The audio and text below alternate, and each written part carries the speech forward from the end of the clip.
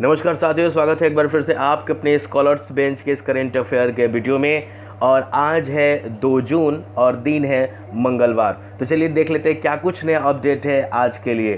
तो वीडियो को स्टार्ट करने से पहले अगर हमारे चैनल पर नए हैं तो प्लीज़ चैनल को सब्सक्राइब कर लें और बेल नोटिफिकेशन आइकन को प्रेस करना बिल्कुल नहीं भूलें, क्योंकि यही आपको अपडेट कराएगी हमारी वीडियोज़ से।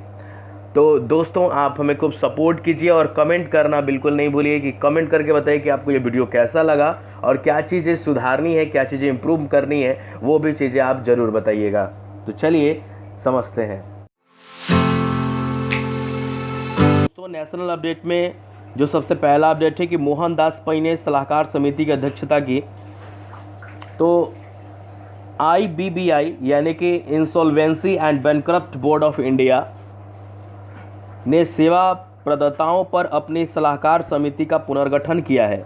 इसकी अध्यक्षता अब मणिपाल ग्लोबल एजुकेशन सर्विसेज के चेयरमैन TV मोहनदास पै करेंगे। 12 सदस्यीय पैनल IBBI द्वारा सेवा प्रदाताओं के विनिमय और विकास पर पेशेवर सहायता और सलाह प्रदान करेगा। दोस्तों, IBBI यानी कि insolvency and bankrupt board of India यह एक दिवालियापन बोर्ड है जिसमें व्यवसायों के दिवालियापन से संबंधित एजेंसियों और पेशेवरों के नियमों और नियंत्रणों को बनाना और उन्हें लागू करना है। दोस्तों, दिवालियापन शब्द से तात्पर्य यह है कि जब कोई कंपनी कर्ज लेकर उसे वापस लौटाने में असमर्थ हो जाती है तो उसे दिवालियापन कहा जाता है। अगला जो अपडेट है वो है उत्तर प्रदेश से 1 लाख बिस्तर तैयार करने वाला पहला राज्य बन गया है उत्तर प्रदेश। यानी कि उत्तर प्रदेश कोविड-19 मरीजों के लिए 1 लाख बिस्तर तैयार करने वाला देश का पहला राज्य बन गया है, जिसमें 75 जिलों में से प्रत्येक में संबंधित सुविधाओं में मरीजों के लिए समर्पित बिस्तर हैं। अस्पताल में बिस्तर को 3 श्रेणियों में बांटा गया है, स्तर 1, स्तर 2 और स्तर 3, यानी कि स्टेज 1, स्टेज 2, स्टेज 3। स्टेज 1 और स्टेज 2 के बिस्तर हल्के लक्षण का प्रदर्शन करने वाले रोगियों के लिए होगा, जबकि स्टेज 3 का जो बिस्तर होगा वो गंभीर संक्रमण वाले रोगियों के लिए दिया जाएगा। अगला है ऑपरेशन समुद्र सेतु का दूसरा चरण भी शुरू हो गया है। जी हाँ दोस्तों, भारतीय नौसेना का जहाज INS जलसवा 1 जून 2020 को श्रीलंका के कोलंबो बंदरगाह से लगभग 700 भारतीय नागरिकों को तमिलनाडु ले जाएगा। यह वंदे भारत मिशन के हिस्से के रूप में भारतीय नागरिकों को श्रीलंका से वापस लाने के लिए ऑपरेशन समुद्र सेतु के हिस्से के रूप में पहला ऑपरेशन होगा। भारतीय नौसेना पहले ही पिछले चरण के दौरान 1488 भारतीय नागरिकों को माला से कोची वापस भेज चुकी है। बात करें दोस्तों वंदे भारत मिशन की, तो कोरोना महामारी के कारण दुनिया के कई देशों में फंसे लाखों भारतीयों को स्वदेश वापसी के लिए अब तक का सबसे बड़ा मिशन वंदे भारत मिशन है। समुद्र सेतु भी इसी योजना का हिस्सा है। इसमें नौसेना कार्य करती है। अगला जो अपडेट है वो है कि 56 CNG स्टेशन देश को समर्पित किए जाएंगे। जहाँ दोस्तों, पेट्रोलियम और प्राकृतिक गैस मंत्री धर्मेंद्र प्रधान ने 29 मई 2020 को 11 राज्यों और केंद्र शासित प्रदेशों में फैले 56 CNG स्टेशन राष्ट्र को समर्पित किए। ये स्टेशन गुजरात, हरियाणा, झारखंड, कर्नाटक, मध्य प्रदेश, महाराष्ट्र, नई दिल्ली, पंजाब, राजस्थान, तेलंगाना और उत्तर प्रदेश में हैं। देश की 72% आबादी जल्द ही सिटी गैस डिस्ट्रीब्यूशन नेटवर्क के जरिए कवर हो जाएगी।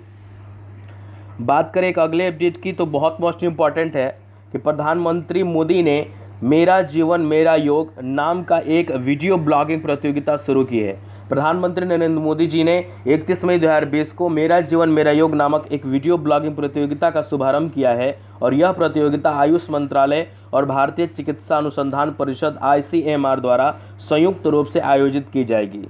PM मोदी ने मन की बात के दौरान प्रतियोगिता का शुभारंभ किया है।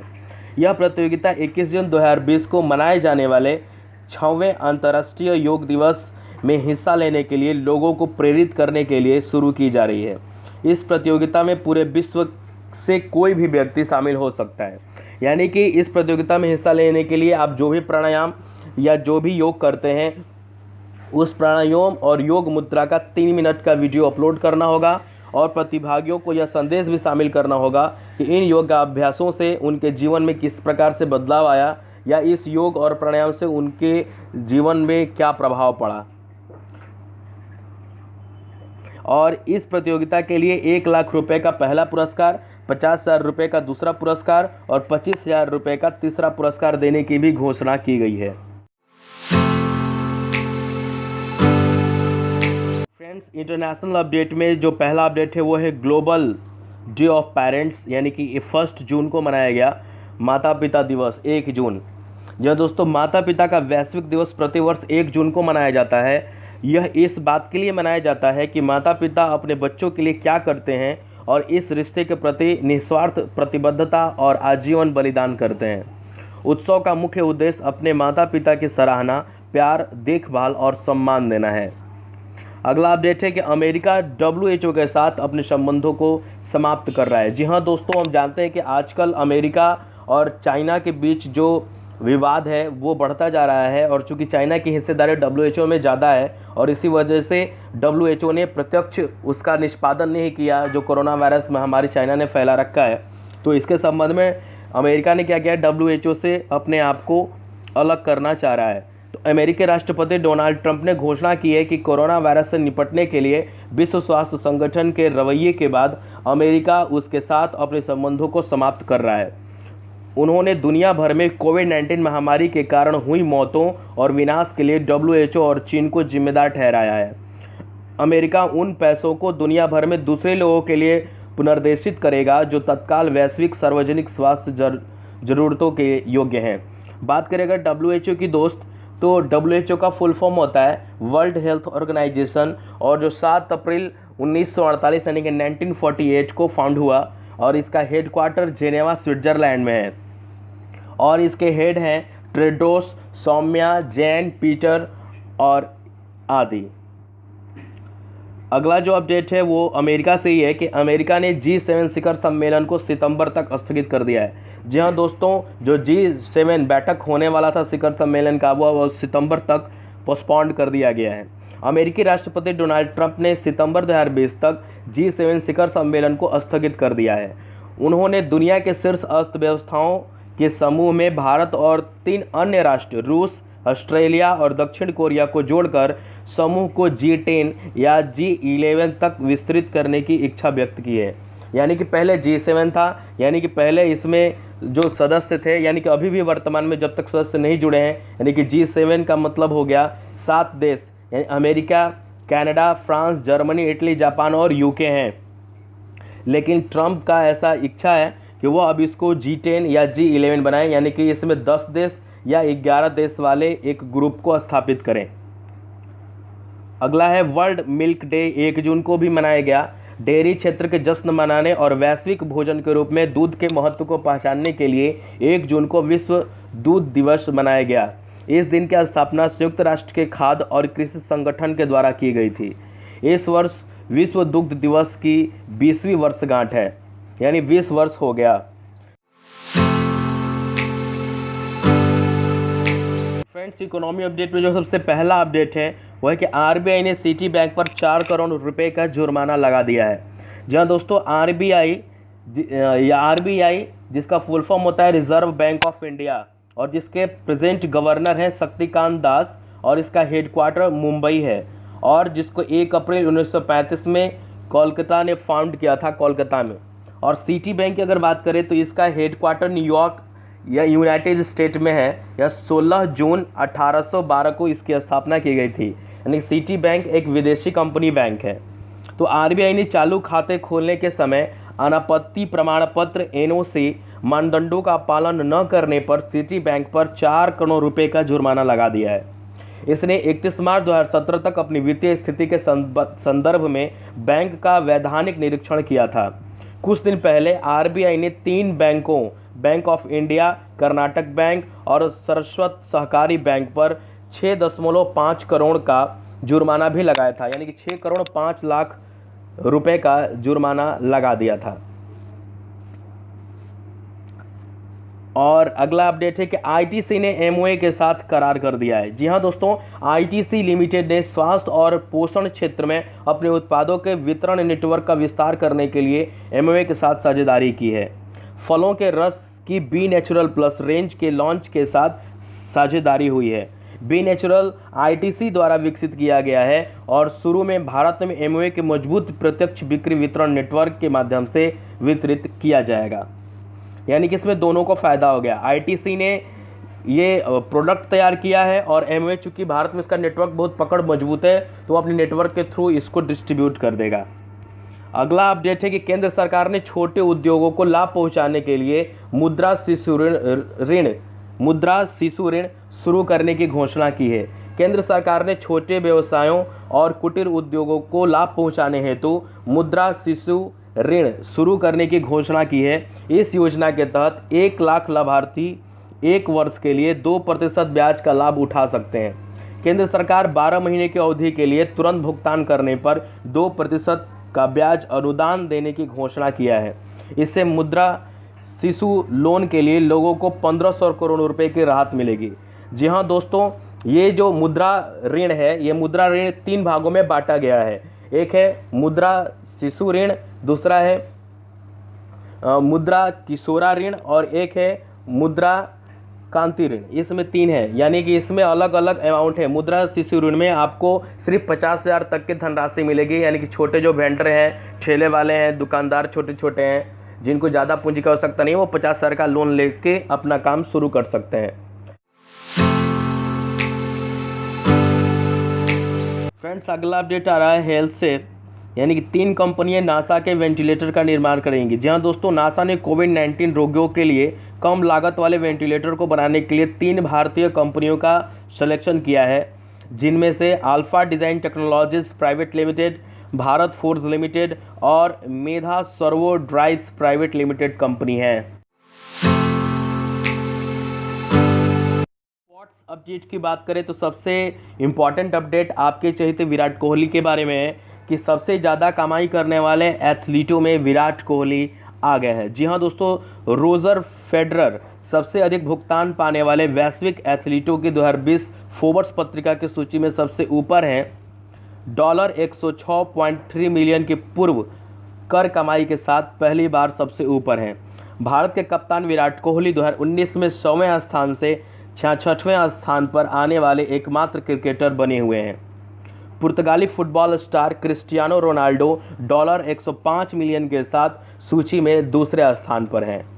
यानी पहला स्थान पर रोजर फेडरर $106.3 मिलियन के साथ और दूसरे नंबर पर पुर्तगाल फुटबॉलर क्रिस्टियानो रोनाल्डो $105 मिलियन के साथ और 66वें स्थान पर 100 से 66वें स्थान पर आ गए हैं विराट कोहली। अगला अपडेट है कि 36वें राष्ट्रीय खेल स्थगित कर दिए गए हैं। जहां दोस्तों, गोवा में अक्टूबर-नवंबर 2020 में होने वाले 36वें राष्ट्रीय खेलों में कोविड-19 महामारी के कारण बहुत देरी होने के बाद उसे अनिश्चित काल के लिए स्थगित कर दिया गया है। भारतीय ओलंपिक संघ IOA ने हाल ही में गोवा सरकार से कहा कि 20 अक्टूबर से 4 नवंबर 2020 तक राष्ट्रीय खेलों की मेजबानी करनी चाहिए। हालांकि उपन्यास यानी नोवेल कोरोना वायरस मामलों की संख्या में उछाल के कारण ये खेल स्थगित कर दिया गया है। दोस्तों, अगर स्कीम अपडेट की बात करें क्या है योजना, तो उड़ीसा ने 17,000 करोड़ रुपए की योजना को मंजूरी दी है। जहां दोस्तों, उड़ीसा मंत्रिपरिषद ने ग्रामीण आय बढ़ाने के लिए 17,000 करोड़ रुपए की विशेष आजीविका हस्तक्षेप योजना को मंजूरी दी है। यह ग्रामीण क्षेत्रों में आय के अवसरों को बढ़ाएगी, जिसमें राज्य सरकार जून 2020 से मार्च 2021 तक 17,000 करोड़ रुपए खर्च करेगी। कृषि क्षेत्र के लिए 200 करोड़ रुपए का प्रावधान किया गया है, जहां 24.56 लाख किसान सीधे लाभान्वित होंगे। अगला एक इसी में अपडेट है कि गोवा अपना 32वां राज्य दिवस मनाया। गोवा ने 30 मई 2020 को अपना 32वां राज्य दिवस भी मना चुका है।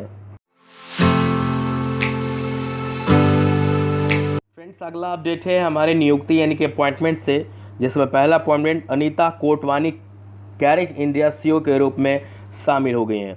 यह दोस्तों डेन2सी एजिस नेटवर्क यानी कि डैन के स्वामित्व वाली एक मीडिया एजेंसी कैरेट इंडिया ने अनीता कोटवानी को अपने मुख्य कार्यकारी अधिकारी यानी CEO के रूप में नियुक्त करने की घोषणा की है। इससे पहले कोटवानी वरिष्ठ उपाध्यक्ष नए व्यापार और ग्राहक नेतृत्व मिंट शेयर इंडिया में वॉल्ट डिज्नी व्यवसाय के साथ थी। अगला अपडेट है वो है कि हिमाचल प्रदेश के संजय कुंडू नए डीजीपी बन गए हैं। हिमाचल प्रदेश सरकार ने 1989 बैच के आईपीएस अधिकारी संजय कुंडू को हिमाचल के पुलिस महानिदेशक यानी कि डीजीपी के पद के लिए नियुक्त किया है। कुंडू जो वर्तमान में मुख्यमंत्री जयराम ठाकुर के प्रमुख सचिव हैं, सीताराम मरडी का स्थान लेंगे, जो 31 मई 2020 को रिटायर्ड हो जाएंगे। कुंडू ने राज्य और केंद्र सरकार के साथ साथ संयुक्त राष्ट्र में विभिन्न नेतृत्व भूमिका में काम किया है। अगला अपॉइंटमेंट है कि पीआर जयशंकर आईआईएफसीएल के एमडी नियुक्त कर दिए गए हैं। यहाँ दोस्तों वित्त मंत्रालय ने 3 साल के लिए पीआर जयशंकर को India infrastructure finance company limited IIFCL का प्रबंध निदेशक नियुक्त किया है। यह नियुक्ति बैंक बोर्ड्स ब्यूरो बीबीबी द्वारा 15 मार्च 2020 को जयशंकर की सिफारिश के बाद हुई। नियुक्ति से पहले 3 साल तक पद खाली रहा था। जयशंकर ने इससे पहले नेशनल हाउसिंग बैंक के कार्यकारी निदेशक के रूप में भी कार्य किया है। दोस्तों बताते चलें आपको कि आईआईएफसीएल, इसका मीनिंग होता है India infrastructure finance company limited है, जो 5 जून 2006 को स्थापित की गई थी। इसका कार्य सारी परियोजनाओं को ऋण प्रदान करने का होता है, जैसे ऊर्जा के क्षेत्र में, गैस पाइपलाइन के क्षेत्र में, पर्यटन, सड़क, पुल, बंदरगाह, रेलवे, एयरपोर्ट आदि जितने सारे इंफ्रास्ट्रक्चर के कार्य हैं देश में, वो आईआईएफसीएल ही उसको ऋण प्रदान करके करवाती है। अगला अपॉइंटमेंट है भारतीय मूल के व्यक्ति संग्रहालय के नए न्यासी बन गए हैं। जहाँ दोस्तों ब्रिटिश प्रधानमंत्री बोरिस जॉनसन ने प्राकृतिक इतिहास संग्रहालय यानी कि म्यूजियम के लिए 2 नए न्यासियों, न्यासी का मतलब होता है फिड्यूशरी यानी कि विश्वासरित, यानी जिस पर विश्वास किया जा सके उसको न्यासी बोला जाता है। तो संग्रहालय के 2 नए न्यासियों की नियुक्ति की है। उनमें से एक भारतीय मूल के प्रोफेसर यदविंद्र मल्ही FIRS हैं। दोनों न्यासियों को 4 साल के शुरुआती कार्यकाल के लिए नियुक्त किया गया है। यदविंदर के साथ हैरिस बोखारी OBE को भी 2024 तक न्यासी बोर्ड में नियुक्त किया गया है। ट्रिब्यूट के कैटेगरी में जो सबसे इम्पॉर्टेंट अपडेट आज का है वो इस चेहरे को देख के आप पहचान चुके होंगे। जहां दोस्तों संगीतकार वाजिद खान का निधन हो चुका है।